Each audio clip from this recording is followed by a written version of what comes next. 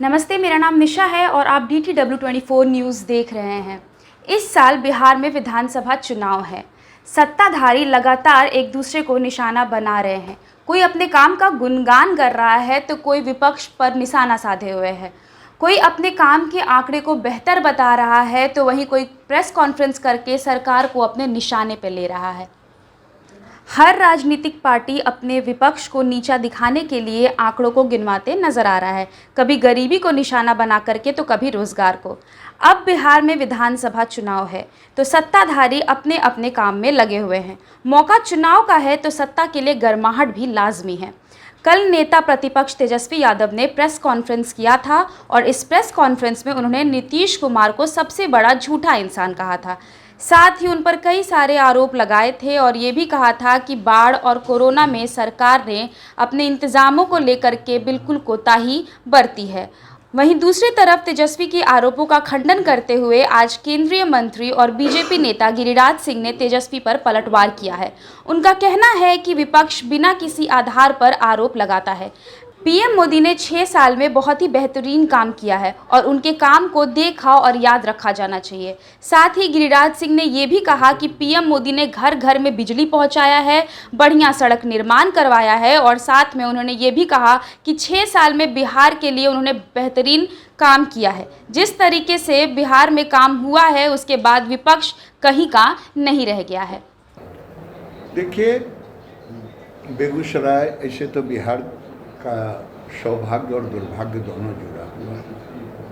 आधी आबादी सुखाड़ से तो आधी आबादी बाढ़ से। और मैं जिस ज़िले से प्रतिनिधि हूँ, बेगूसराय, एक तरफ गंगा, दूसरे तरफ गंडक, तीसरे तरफ बलान, तो चारों तरफ से घिरा हुआ है। लेकिन मैं तारीफ नहीं कर रहा हूँ, सच्चाई कह रहा हूँ कि वहाँ का जिलाधिकारी ने 4 बजे भोर में कटा हुआ, 3 बजे हुआ, लेकिन लोगों के नज़र में जब आया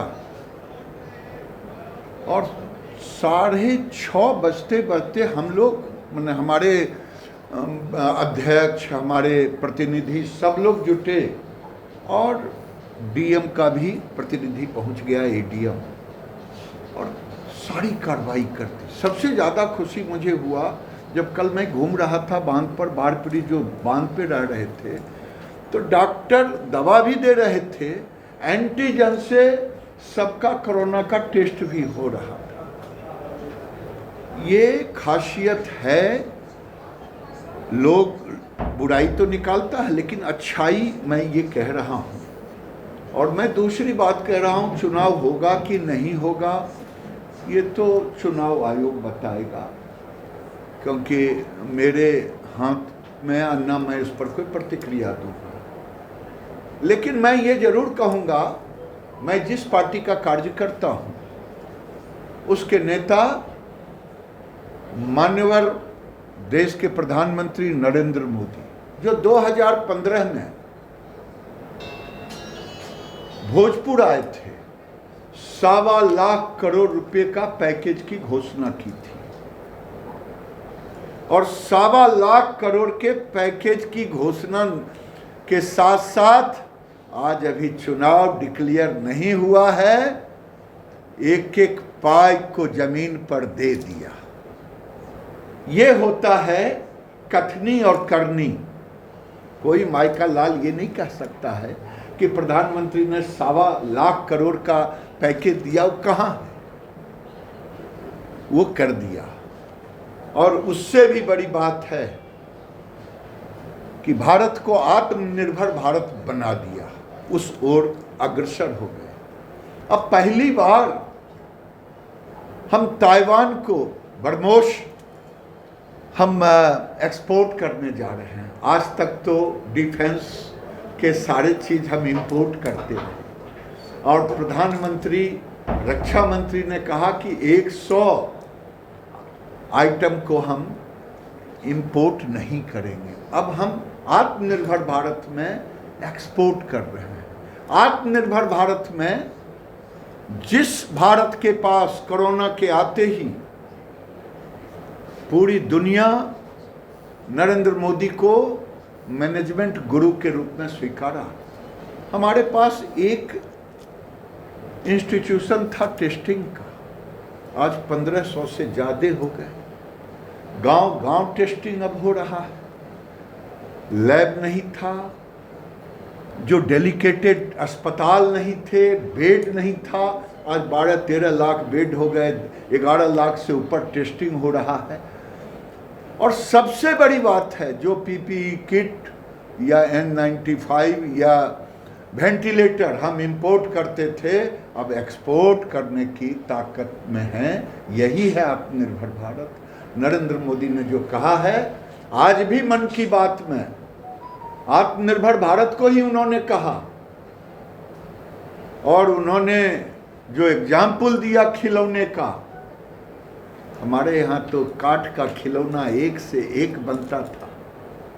अब टेक्नोलॉजी उसमें हम जोड़ेंगे। हमने 59 ऐप को हटा दिया, लेकिन उसके सब्स्टिट्यूट भी लाना शुरू कर दिए। इसलिए जिस दिन भारत आत्मनिर्भर भारत की ओर अग्रसर नरेंद्र मोदी ने जो कहा है, वो हो रहा है।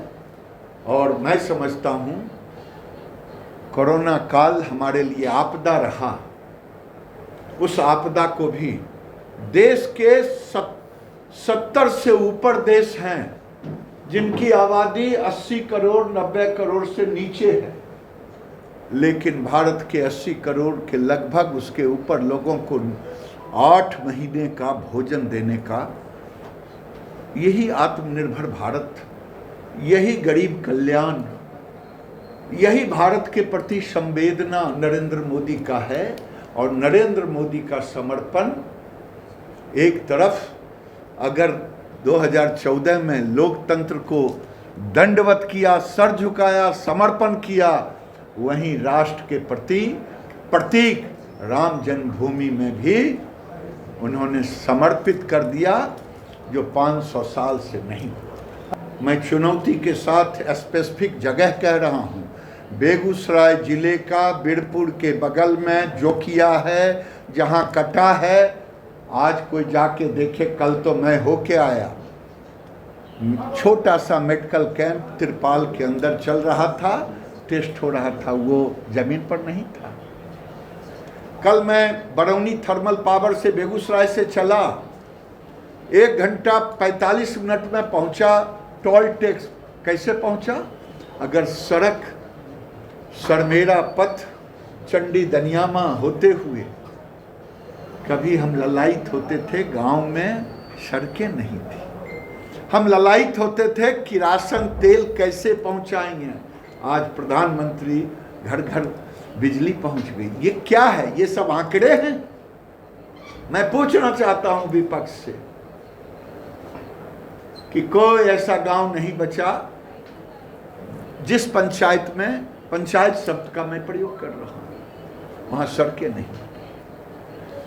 जो हमारे गरीब भाई थे, उनको किरासन तेल ललायित रोशनी जलाने के लिए आज सौभाग्य योजना की ओर से घर घर बिजली है। ये सब आंकड़े कह करके गरीबों के दिल से मोदी को नहीं निकाल सकते। बिहार और देश दुनिया की तमाम बड़ी खबरों को देखने के लिए बने रहिए DTW24 न्यूज़ के साथ। और अगर आप ये वीडियो फेसबुक पर देख रहे हैं तो हमारे पेज को लाइक करिए, यूट्यूब पे देख रहे हैं तो सब्सक्राइब करिए, और हाँ, बेल आइकन ज़रूर दबाइएगा ताकि हमारे वीडियो का नोटिफिकेशन आप तक पहुंच सके। बहुत बहुत शुक्रिया।